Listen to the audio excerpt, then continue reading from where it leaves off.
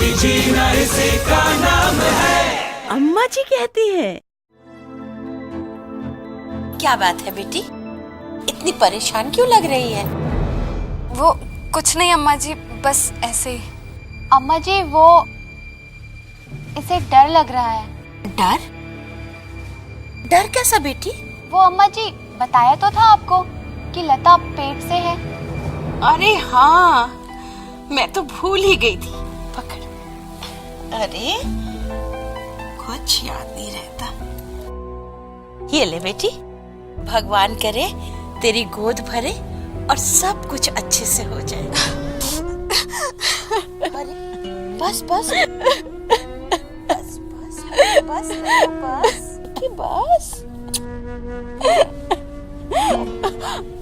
क्या हुआ बेटी?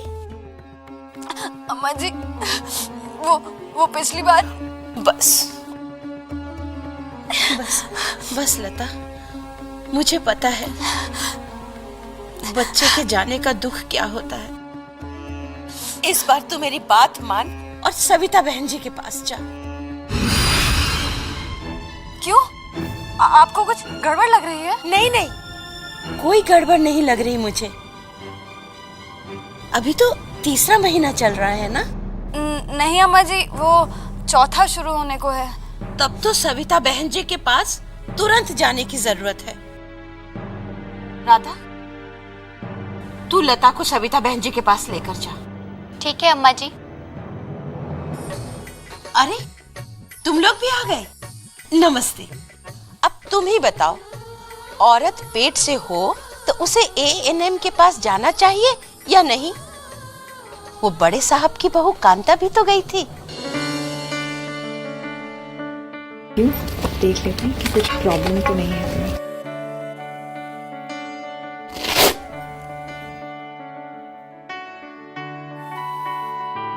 आओ कांता।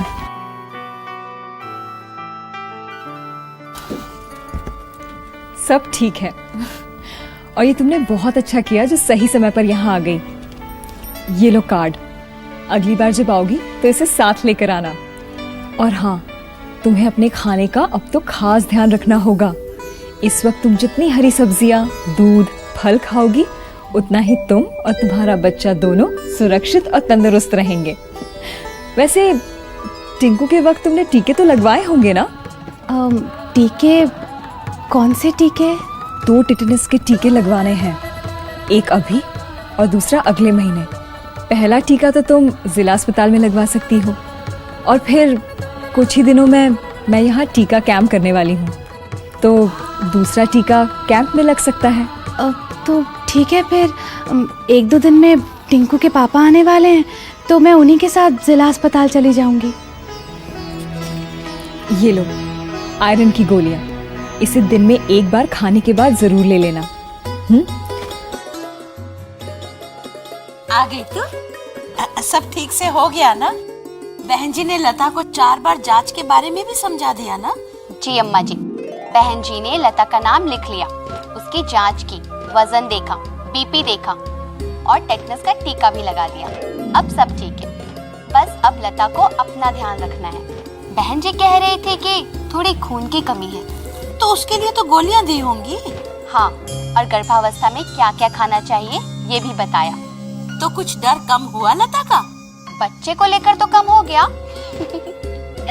पर टेटनस का टीका लगवाने में इतना शोर किया कि बाहर बैठी औरतें भी आ गई। सही तो है। अब ये छोटी छोटी बातें हम बेकार के डर के चलते नजरअंदाज कर देते हैं।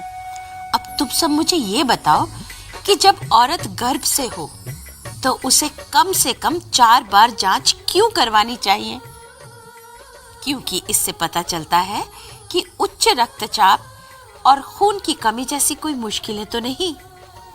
माँ और उसके गर्भ में पल रहा बच्चा ठीक तो है। माँ और एएनएम या आशा के बीच में संपर्क बना रहता है।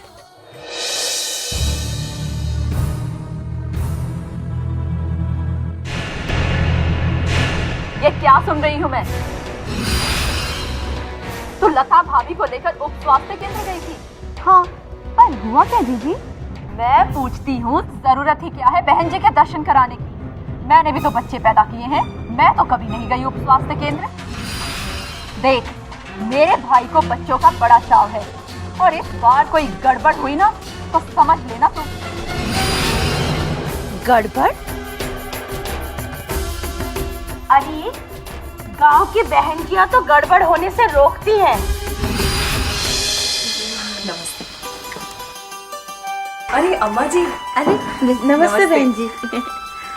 बैठे। बहन जी, ये रजनी आपसे कुछ समझना चाहती थी। हाँ हाँ, पूछिए ना। बहन जी, वो लता की पहली जांच हो गई है और सब कुछ ठीक है।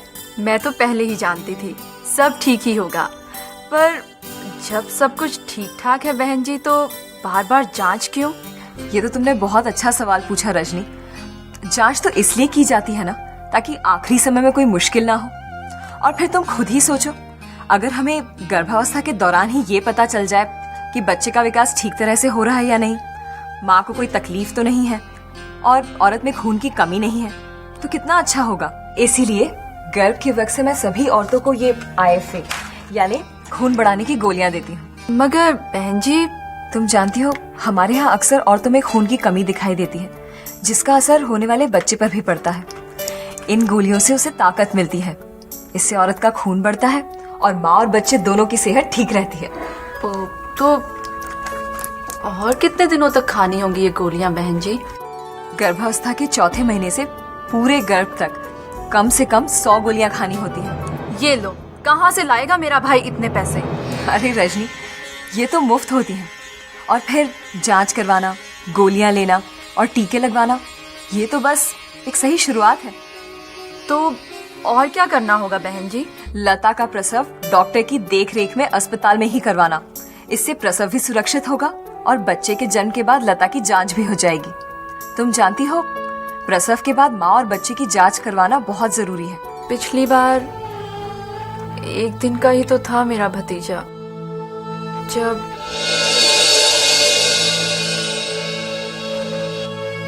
बच्चे के जन्म के पहले दिन, तीसरे दिन और 7वें दिन जांच का होना बहुत जरूरी है।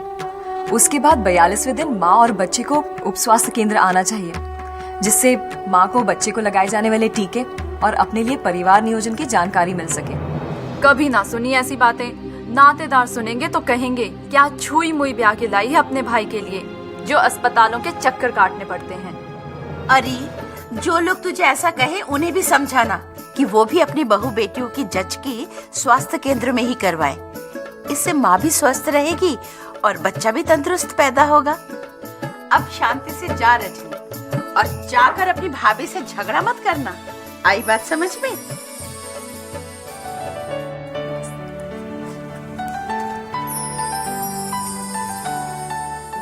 पेट से हो तो हिम्मत करके अपने घर वालों से बात करो। उन्हें बताओ कि वो तुम्हें उप स्वास्थ्य केंद्र लेकर के आए, और ना माने तो इनकी बात सुना दो। नमस्ते, मैं रवीना टंडन। सुना ना आपने जो नर्स बहन जी ने कहा, गर्भवती महिला का स्वास्थ्य केंद्र जाना बड़ा जरूरी है। वहाँ उसकी जांच होती है, उसे टेटनस से बचाने के लिए टीके लगते हैं और IFA गोलियां मिलती हैं। अगर आपके गांव में कोई ANM नहीं है तो आप अपनी आशा से मिलिए और इन सब सुविधाओं का फायदा उठाइए।